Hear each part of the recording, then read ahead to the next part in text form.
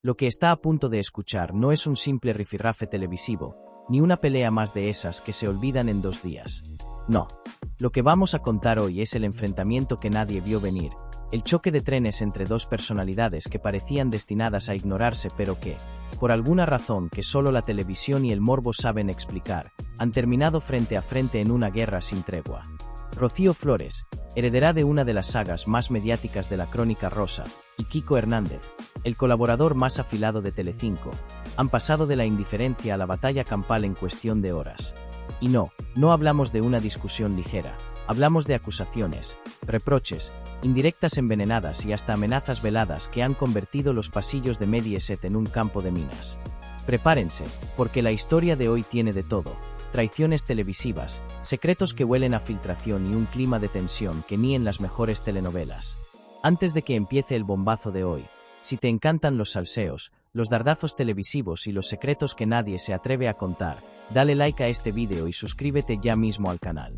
Aquí no se nos escapa ni un drama, ni una mirada envenenada, y tú no te lo puedes perder. Activa la campanita y prepárate, porque lo de hoy es de película. Todo comenzó en una tarde aparentemente tranquila en Sálvame, o lo que queda de él en su nueva versión. El programa se desarrollaba con normalidad hasta que el presentador de turno soltó, con esa media sonrisa que anticipa que algo va a arder, que Kiko Hernández tenía información exclusiva sobre la familia Flores. La cámara giró hacia él y la expectación se podía cortar con un cuchillo. Rocío Flores, que se encontraba como colaboradora invitada para hablar de otro tema, ya sabía que aquello no presagiaba nada bueno. Sus ojos se entornaron, sus brazos se cruzaron, y en ese instante, sin que nadie pudiera frenarlo, el espectáculo comenzó. Kiko, con esa calma inquietante que utiliza antes de lanzar la puñalada, empezó a relatar lo que, según él, era un comportamiento poco ejemplar de Rocío en un evento privado. Habló de actitudes, de conversaciones filtradas y, como quien no quiere la cosa, dejó caer que no todo lo que se cuenta de ella en redes es mentira.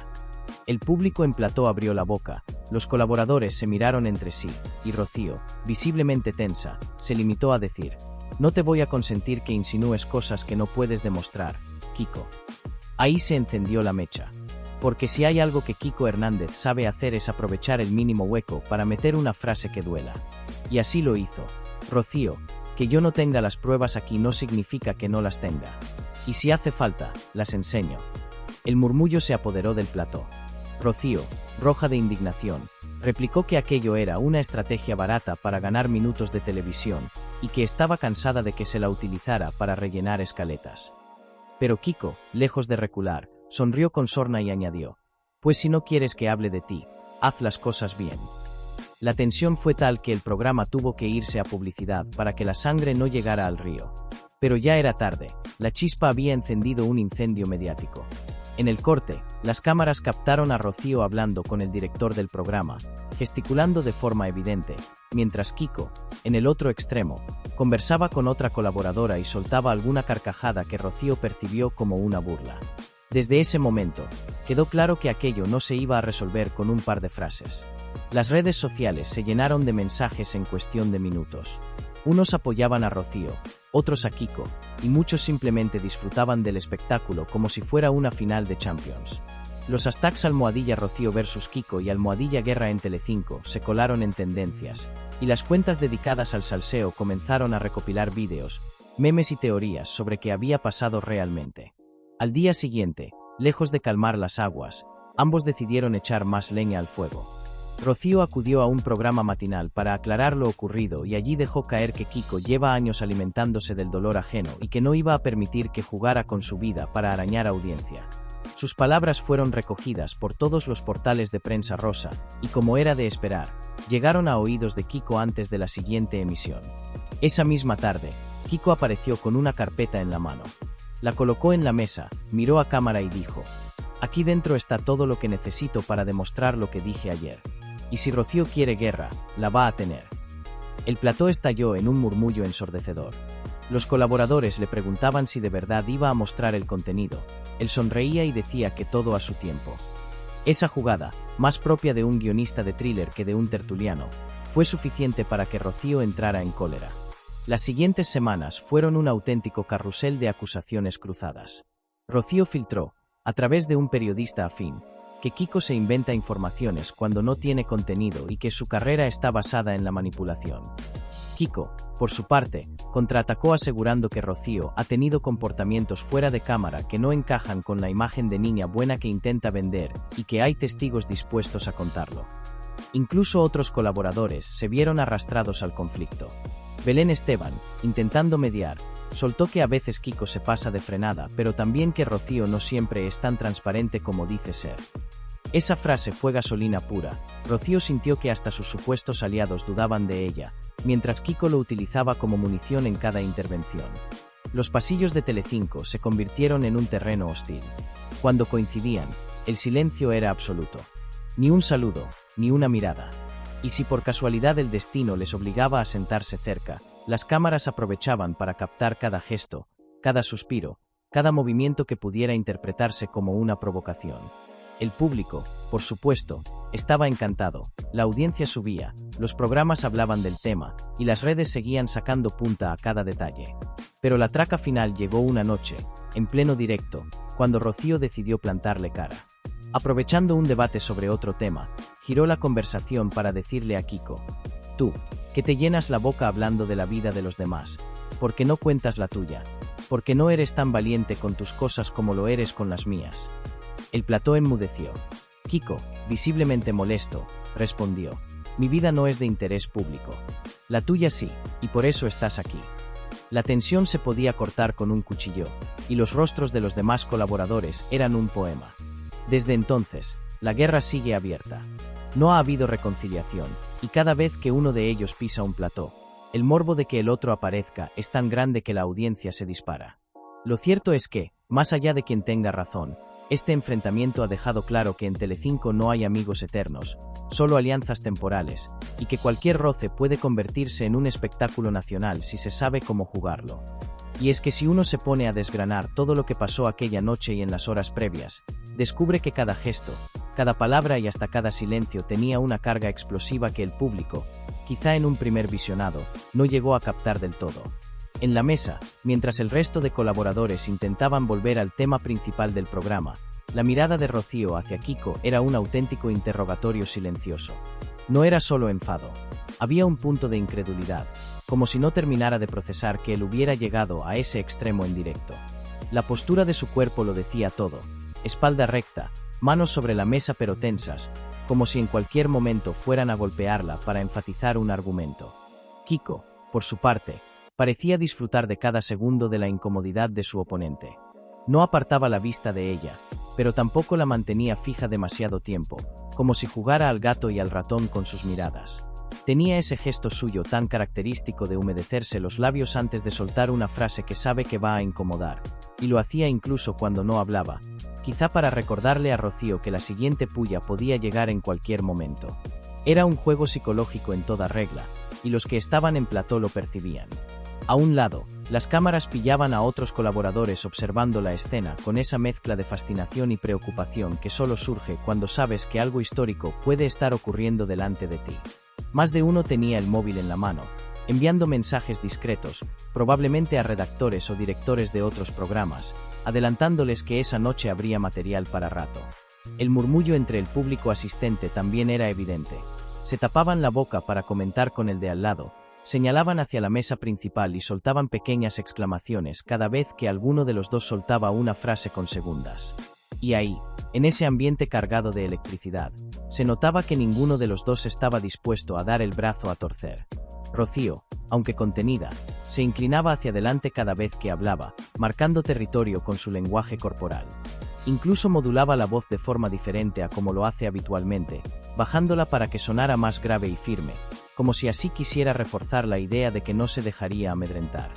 Kiko, en cambio, jugaba a la ironía. Contestaba con un «ya», claro, acompañado de una sonrisita apenas visible, o alzaba las cejas exageradamente cuando ella decía algo que no le convencía, como si quisiera desacreditarla sin necesidad de interrumpirla. En el control del programa, los realizadores estaban en tensión. Cada vez que uno hablaba, hacían primeros planos dramáticos del otro para captar la reacción, mientras que en pantalla grande, en el plató, esas imágenes se proyectaban y provocaban todavía más incomodidad. Rocío veía su propia cara de enfado a pocos metros de distancia, y Kiko se recreaba observando cómo ella se removía en la silla al verse así. Era casi cruel, pero televisivamente hablando, era oro puro. Los micrófonos, aunque abiertos, captaban pequeños susurros. Frases cortas como "qué fuerte" o "esto no te lo voy a pasar", que no siempre llegaban con claridad a los espectadores, pero que el equipo del programa guardaba para posibles vídeos virales en redes sociales. Porque sí, en Telecinco nada se desperdicia, y menos cuando hay un enfrentamiento que promete mantenerse vivo durante semanas. Incluso el público desde casa empezó a notar detalles que en directo pasaban desapercibidos. Un espectador avispado captó el momento exacto en el que Kiko miró de reojo a la carpeta que tenía en la mesa, como recordándole a Rocío que ahí había algo que podía cambiarlo todo. Otro usuario en Twitter publicó un clip en el que se veía como, justo antes de ir a publicidad, Rocío mascullaba algo entre dientes que sonaba a "te vas a enterar", mientras se levantaba para irse al backstage. Ese tipo de pequeños momentos eran la gasolina que mantenía la conversación viva en redes durante horas y horas. La sensación general era que ambos estaban jugando al ajedrez, pero con piezas afiladas. Ninguno quería dar un paso en falso, porque sabían que cualquier frase podría ser utilizada en su contra. Y, aún así, la tensión les empujaba a arriesgar. Era como ver a dos boxeadores intercambiando golpes medidos, cada uno esperando que el otro bajara la guardia para soltar el gancho definitivo. En ese instante congelado en el tiempo, donde cada segundo parecía durar un minuto entero, la atmósfera en el plató estaba tan cargada que casi se podía oler. Los focos, que normalmente bañaban el escenario con una luz cálida y controlada, parecían ahora más intensos, como si quisieran desnudar cualquier gesto, cualquier microexpresión. Esa luminosidad implacable no dejaba margen para esconder una ceja arqueada, un tic nervioso o un movimiento de manos inquieto. Rocío, aunque pretendía mantenerse impasible, tenía el típico temblor casi imperceptible en la comisura de los labios que aparece cuando alguien contiene una respuesta que quema por dentro. Ese gesto, sumado a la forma en que se mordía ligeramente el interior de la mejilla, delataba que sus pensamientos estaban a 1000 por hora. No solo estaba escuchando a Kiko, estaba elaborando mentalmente una lista de posibles réplicas, repasando todo lo que sabía de él y decidiendo cuál de esas balas era la más letal. Kiko, en cambio, se mostraba extrañamente relajado. Su postura era casi teatral, espalda apoyada en el respaldo, una pierna cruzada sobre la otra, manos entrelazadas en el regazo. Pero esa calma era calculada. Se inclinaba hacia adelante solo en momentos estratégicos, como cuando soltaba una frase envenenada o dejaba caer una insinuación. Sus ojos, en esos segundos, brillaban con un destello que no era simple iluminación. Era la mirada de alguien que disfruta del juego, que saborea el efecto que sus palabras están teniendo en el rival. El resto de colaboradores eran como espectadores privilegiados de un combate clandestino. Belén Esteban, con las manos juntas y el ceño fruncido, parecía debatirse entre intervenir o dejar que aquello siguiera su curso. María Patiño mantenía la vista fija en Kiko, pero de vez en cuando lanzaba miradas fugaces a Rocío, como quien analiza una partida de ajedrez y trata de adivinar el próximo movimiento. El público en plató, aunque se les pedía silencio, tenía una energía inquieta. Algunos se mordían los labios, otros se inclinaban hacia adelante para no perder detalle, y no faltaban los que se llevaban la mano al pecho ante alguna respuesta especialmente afilada. Mientras tanto, en las pantallas de control, los realizadores jugaban con los planos como si fueran armas. Un primer plano de la mirada fulminante de Rocío, un corte rápido al leve gesto de sonrisa contenida de Kiko, una toma abierta donde ambos quedaban encuadrados en esquinas opuestas, visualmente separados como dos polos que se repelen. Cada encuadre parecía pensado para narrar la tensión sin necesidad de palabras. Y ahí, en medio de ese clima, había detalles sutiles que solo los más observadores notaban. La manera en que Rocío estiraba los dedos sobre la mesa, como para descargar tensión sin golpearla. El suspiro lento y casi imperceptible de Kiko justo después de que ella hablara, que podía interpretarse tanto como un signo de paciencia como una burla silenciosa. El leve tamborileo de uñas sobre el cristal por parte de un colaborador que, sin querer, marcaba el compás de esa guerra fría. Era evidente que ninguno estaba dispuesto a ceder ni un milímetro. Y aunque en apariencia el diálogo fluía con cierta calma, por debajo latía un pulso invisible, una batalla de orgullo y de control. El público, en sus casas, podía sentirlo sin necesidad de verlo todo. Ese magnetismo incómodo que ocurre cuando dos personas están completamente centradas en derrotar al otro, pero saben que deben hacerlo con palabras medidas, con ataques calculados y con la certeza de que cualquier error podría costarles caro. Y ahora, querido espectador, te toca a ti decidir. ¿Estás del lado de Rocío o de Kiko? ¿Crees que uno de los dos se ha pasado de la raya o que esto no es más que otra estrategia para mantenerse en el foco? Déjamelo en los comentarios, que ya sabes que aquí leemos todo. Y no olvides suscribirte al canal para no perderte ni un solo detalle de las guerras más intensas del mundo Telecinco. Porque si algo nos ha enseñado esta historia, es que cuando la televisión huele sangre, el espectáculo está garantizado.